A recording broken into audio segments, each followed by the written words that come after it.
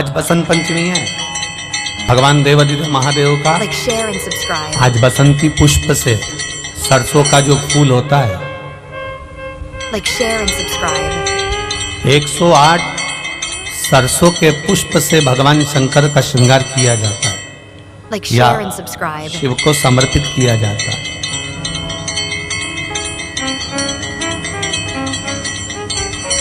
Like, share and subscribe.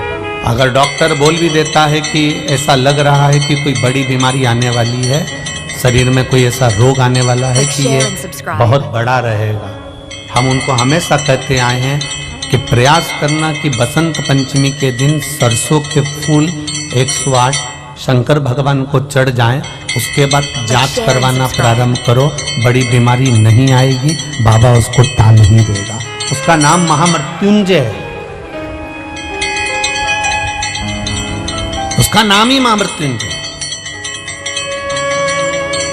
और हमने पहले भी बैतुल की कथा में कहा था कि सरसों का जो पुष्प होता है, कोई आप कार्य करने के लिए जा रहे हो, कोई ठेकेदारी करने के लिए जा रहे हो, उसमें भी सरसों का पुष्प देवादिदेव महादेव के लिए बहुत प्रबल होता है, बहुत प्रबल। पंचमी के दिन जो बच्चा पढ़ने में कमजोर होता है, उसके हाथ से सरसों के 31 फूल शंकर जी को चढ़ा दिए जाते हैं, तो बच्चा पढ़ने में अव्वल निकल जाता है। उसके बच्चे को कभी नहीं कह सकते कि पढ़ने बैठ, वो खुद बैठेगा।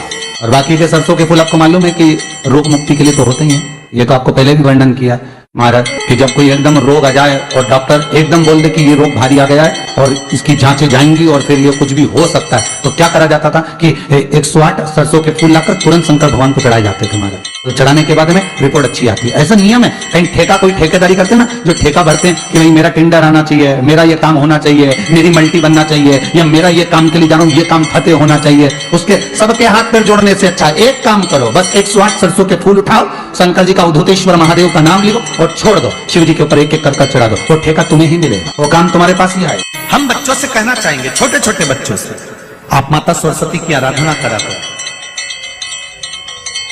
मेरे बच्चों से निवेदन है, कभी जिंदगी में अगर मौका मिल जाए और सरसों के फूल यदि आपके जीवन में आपको कहीं से प्राप्त हो जाए, सरसों के फूल जानते हो ना, पीला कलर का होता है सरसों का फूल, आप प्रयास करो सरसों का फूल। जिस दिन माता सरस्वती का, मेरी बागेश्वरी का जिस दिन प्रागट्य उत्सव हो बसंत पंचमी का, उस समय कर माता सरस्वती का स्मरण कर कर वो सरसों का फूल आप देवादिदेव महादेव को चढ़ाइए। जैसे माता सरस्वती को ज्ञान दिया था, वैसा मेरा महादेव आपको भी ज्ञान दे। वो सरसों का फूल आप देवादिदेव महादेव को समर्पित करें। केवल आज बसंत पंचमी का दिन, एक ही दिन शिव को प्रिय है पुष्प में आंक का पुष्प, जो आंकड़े का पुष्प होता है शंकर को बड़ा प्रिय है। और दूसरे नंबर पर शंकर को प्रिय है शमी का पुष्प, बहुत ध्यान देना महाराज। तीसरे नंबर पर शंकर को प्रिय है महाराज सरसों का पुष्प। सरसों होती है ना, जो राई अपन बोते हैं, सरसों बोते, उसमें पीले कलर का जो पुष्प लगता है। हमारा तो निवेदन रहता है जब तक सरसों आए तो प्रयास करा करो कि सरसों के 108 पुष्प शंकर भगवान पर चढ़ाना प्रारंभ कर दो। महाराज ये पक्का है कि वर्ष भर कोई बड़ी बीमारी आपको घेर नहीं सकती अगर सरसों के फूल शिव को चढ़ रहे हैं तो।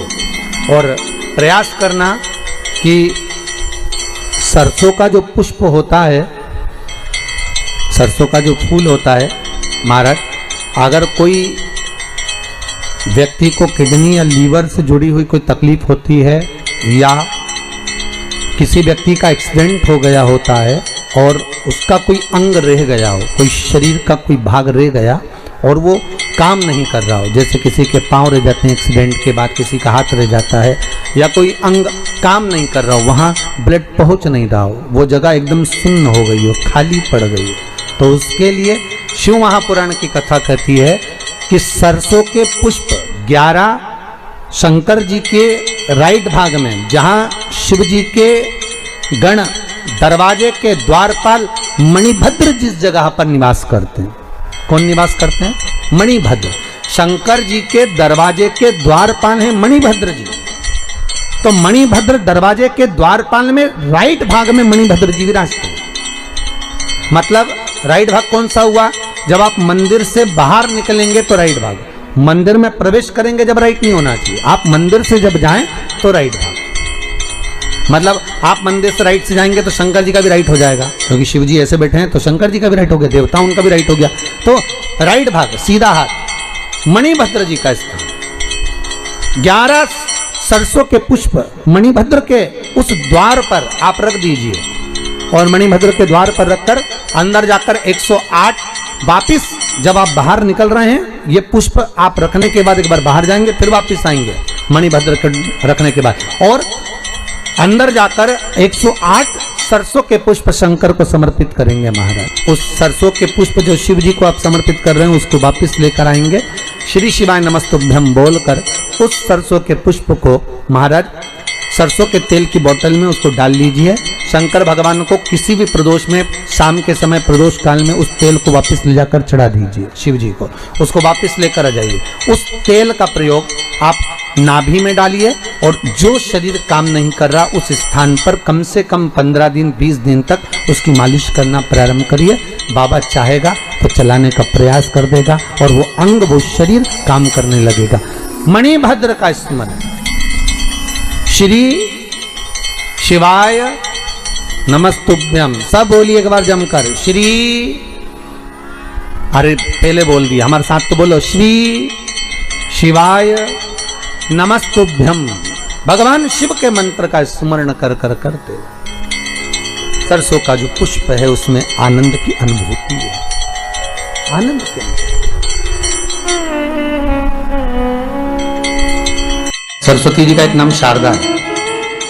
क्या नाम है? जम के बोलिए जरा, शारदा। ये शारदा नाम कहां से पड़ गया? सरस्वती माता को शारदा नाम किसने दिया था? भाई नामकरण होता है तो हमारे यहाँ तो आज भी नियम है महाराज, ये बुआ कोई नाम बताती है, मामा जी कोई नाम बताते हैं और दादाजी कुछ बोलते हैं, कोई